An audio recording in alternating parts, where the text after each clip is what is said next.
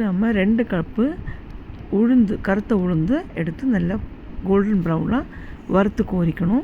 அதுக்கப்புறம் 1/2 கப்பு சாம்பார் தால், தூர் தாலை அதையும் ஒரு 1/4 ஸ்பூன் எண்ணெய் ஊற்றி நல்லா சகக்க வறுத்து அதையும் கோரிக்கலாம். கோரி அதோடய சேர்த்து போடலாம் அந்த உளுந்தோட.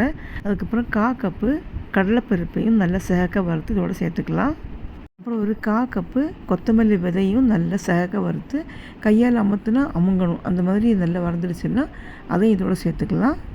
அதுக்கப்புறமா பூண்டை நல்லா தொலியை ஒழிச்சிக்கிட்டு அதையும் போட்டு கொஞ்சம் நல்லா வறுத்து அதையும் இதோடு சேர்த்துக்கலாம். அதுக்கப்புறம் கறிவேப்பிலை அதையும் நல்லா வறுத்து சேர்த்துக்கோங்க. கறிவேப்பிலை எவ்வளோ சேர்த்தாலும் நல்லது தான், உடம்புக்கு வயிற்றுக்கெலாம் ரொம்ப நல்லது தான். அதில் எவ்வளோ இருக்கோ கறிவேப்பிலை ரொம்ப கூடுதலாக சேர்த்தாலும் நல்லா தான் இருக்கும். அதை வறுத்து சேர்த்துக்கோங்க. வறுக்கும்போது கிறிஸ்பியாக ஆகும், தொட்டு பார்த்தாலே தெரியும். அப்போ அது கிறிஸ்பியாக உடையிற மாதிரி வந்துச்சுன்னா அதையும் சேர்த்துருங்க. அப்புறம் வரமிளகா, வத்தல் மிளகு அதை சேர்க்கலாம். அதோட உங்களுக்கு காஷ்மீரி மிர்ச்சும் வேணால் சேர்த்துக்கலாம், இல்லை வெறும் மிளகா சேர்த்து நல்லா வறுத்து அதையும் இதோட சேர்த்துக்கலாம். நல்லா கிறிஸ்பி ஆகும்போது இதோட சேர்த்துருங்க. அப்புறம் ஒரு 1 டீஸ்பூன் காயம் சேர்த்துக்கோங்க. நான் அதை சொல்ல மறந்துட்டேன்.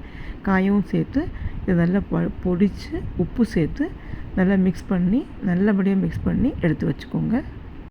இது ஒரு பாட்டிலில் ஸ்டோர் பண்ணலைன்னா 2 to 3 months வரை நல்லா இருக்கும்.